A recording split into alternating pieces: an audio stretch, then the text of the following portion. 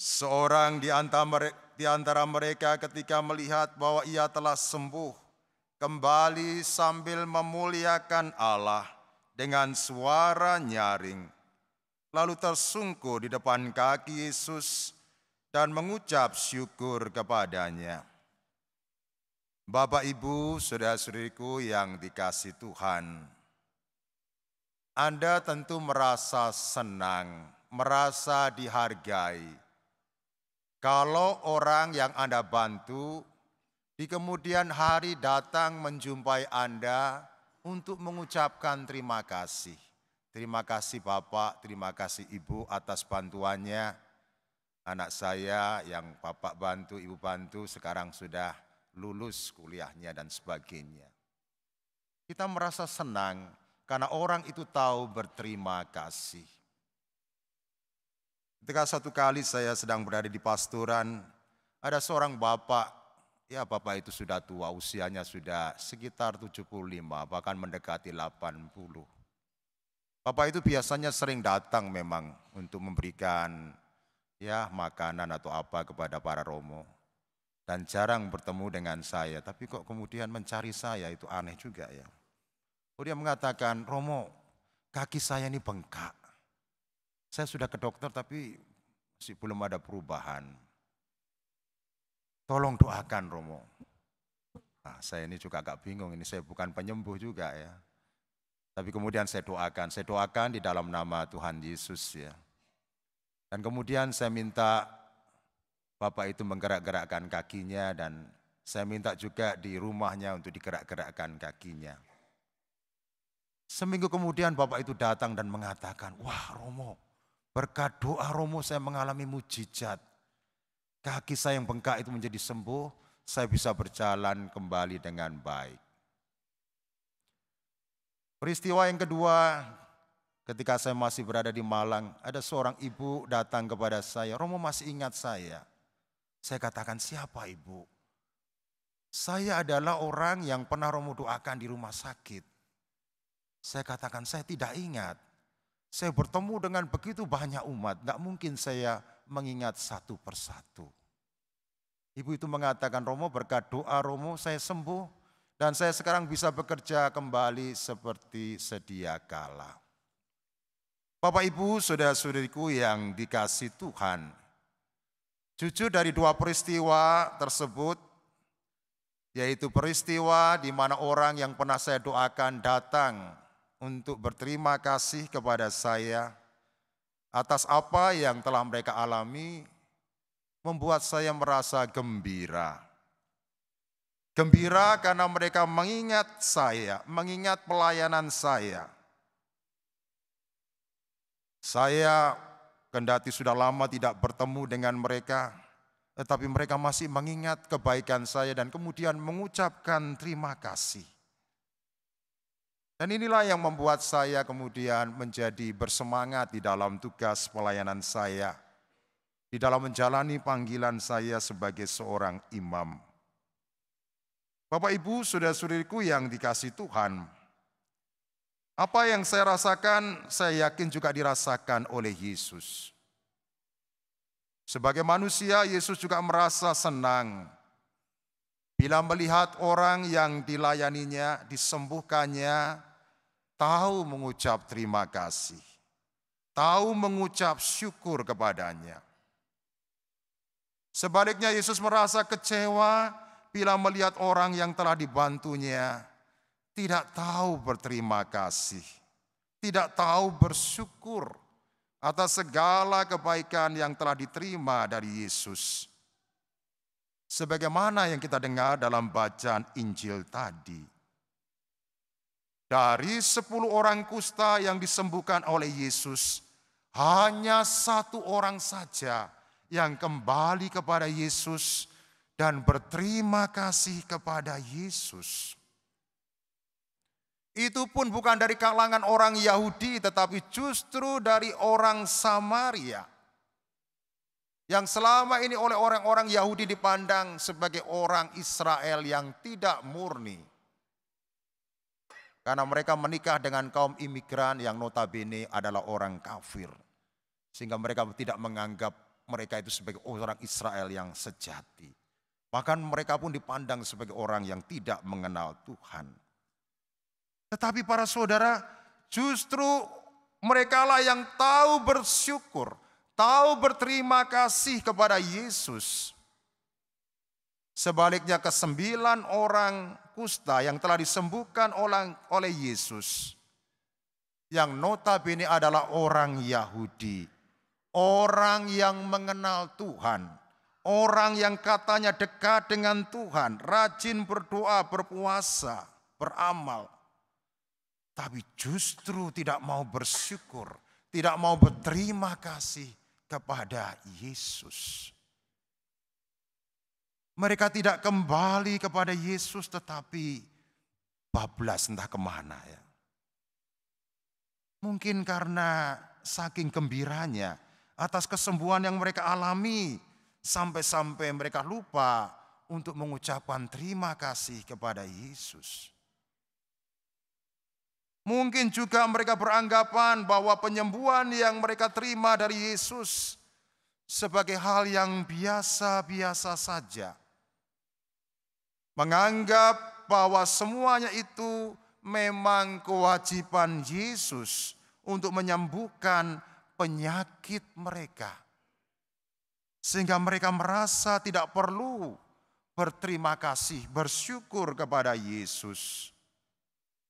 Mereka lupa bahwa kalau Yesus tidak berkenan menyembuhkan penyakit kusta mereka, mereka tidak akan pernah sembuh dari kusta mereka. Bapak, Ibu, saudara-saudariku yang dikasihi Tuhan, seperti apa yang dilakukan oleh Naaman dalam bacaan pertama, dan orang Samaria yang tahu mengucap syukur, mengucap terima kasih atas anugerah penyembuhan yang mereka terima. Demikian juga halnya dengan kita. Kita hendaknya tahu mengucap syukur, tahu berterima kasih kepada Tuhan atas anugerah berkat yang kita terima di dalam hidup kita hingga saat ini. Mengapa? Karena pertama, kita telah menerima begitu banyak berkat dari Tuhan. Tuhan telah memberikan kepada kita anugerah kehidupan, kesehatan, rezeki yang cukup, keberhasilan dalam studi pekerjaan, pengampunan dosa, diselamatkan dari bahaya dan lain sebagainya. Maka patutlah kita mengucap syukur atas itu semua. Yang kedua, kita patut bersyukur kepada Allah karena Allah tetap mencintai, Allah tetap setia kepada kita. Kendati kita sering mengecewakan Tuhan dengan melakukan banyak dosa. Mohon ampun, sudah diampuni, berdosa lagi. Mohon ampun, terus begitu, tapi Tuhan tetap mengampuni kita. Tetap memberikan kehidupan kepada kita, tetap menyelenggarakan kehidupan kita. Kalau manusia pastikan enggak seperti itu ya.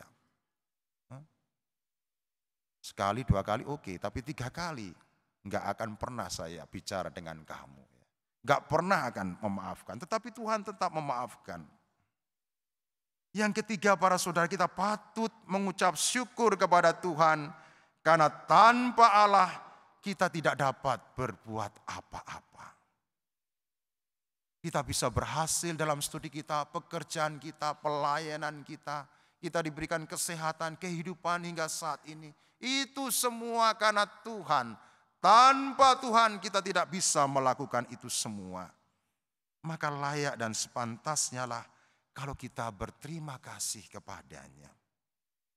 Bapak, Ibu, saudara-saudariku yang dikasihi Tuhan, dengan senantiasa mengucap syukur, mengucap terima kasih atas anugerah yang kita terima dari Tuhan, kita akan pertama merasakan kebahagiaan di dalam hidup kita. Mengapa? Karena kita mampu melihat dan menilai hal-hal yang sederhana yang kita alami sebagai wujud cinta Tuhan kepada kita. Kita bisa bangun tidur dan tidak tidur terus ya. Kita bisa makan, ya. Sementara ada banyak orang tidak bisa makan hingga saat ini. Ya. Kita bisa diberi anugerah kehidupan, sementara banyak orang di usia mudanya sudah meninggal. Kita masih diberikan kesehatan hingga saat ini. Sementara ada begitu banyak orang yang terbaring di rumah dan di rumah sakit. Karena harus beristirahat dari sakitnya. Tetapi kita bisa mengalami itu semua. Kalau setiap peristiwa hidup kita yang sederhana itu mau kita sadari sebagai ungkapan kasih Tuhan kepada kita, maka pasti para saudara, hidup kita akan dipenuhi rasa syukur. Hidup kita akan dipenuhi dengan sukacita. Kita tidak mempunyai banyak uang. Kita juga tidak mengalami keberhasilan yang spektakuler. Tetapi ketika hal-hal yang kecil, kita diberi anugerah kehidupan, kita bisa makan, kita bisa sehat, kita bisa ke gereja hingga saat ini, kita bisa melayani. Membuat kita lalu selalu bersyukur dan bersyukur. Ketika kita bersyukur itulah kita akan mengalami kebahagiaan, sukacita. Yang kedua para saudara, mengapa kita perlu mengucap syukur ya? Karena dengan mengucap syukur kita akan mampu bersikap rendah hati. Kita tidak sombong karena sadar bahwa semuanya itu merupakan berkat Tuhan, anugerah Tuhan. Dari diri kita sendiri rasa-rasanya tidak mampu. Dengan senantiasa mengucap syukur kepada Tuhan, kita akan mampu menerima kenyataan hidup yang tidak menyenangkan. Mampu menerima sakit, musibah, kegagalan, cobaan dengan tabah tanpa mengeluh. Karena dibanding dengan orang lain lebih menderita dari kita.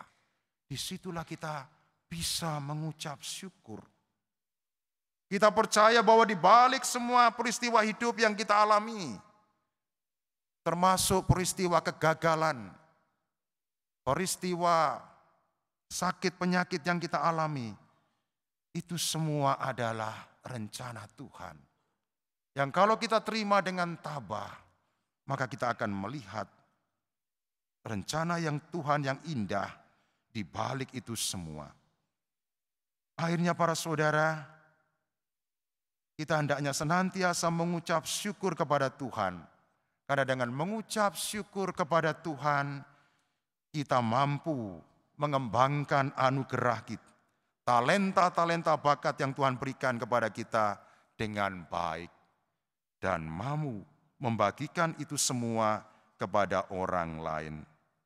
Mari para saudara, kita kembangkan budaya mengucap terima kasih dalam keluarga, komunitas, dan sekolah kita dengan membiasakan diri, mendidik anak-anak kita sejak dini untuk tahu mengucap terima kasih. Setiap kali mereka menerima kebaikan dari kita atau dari orang lain, ajar mereka untuk mengatakan, ngomong apa nak? Terima kasih, matur nuwun. Perlu dibiasakan sejak dini. Lalu yang kedua, kita hendaknya berdoa sebelum dan setelah. Entah itu makan, tidur, belajar, dan bekerja. Mengucap syukur atas rezeki, bimbingan, dan perlindungan Tuhan di dalam hidup kita. Dan yang ketiga, kita hendaknya membiasakan mengucap terima kasih kepada suami, kepada istri, kepada anak-anak, kepada siapa saja yang pernah berbuat baik kepada kita. Dengan mengucapkan terima kasih kepada mereka, mereka akan merasa dihargai. Dan mereka akan terdorong untuk melakukan hal itu. Sehingga hidup mereka akan menjadi semakin lebih baik. Dengan cara ini para saudara, saya yakin kita akan dapat menumbuhkan budaya syukur, budaya terima kasih di dalam keluarga kita, komunitas kita, gereja dan masyarakat kita. Amin.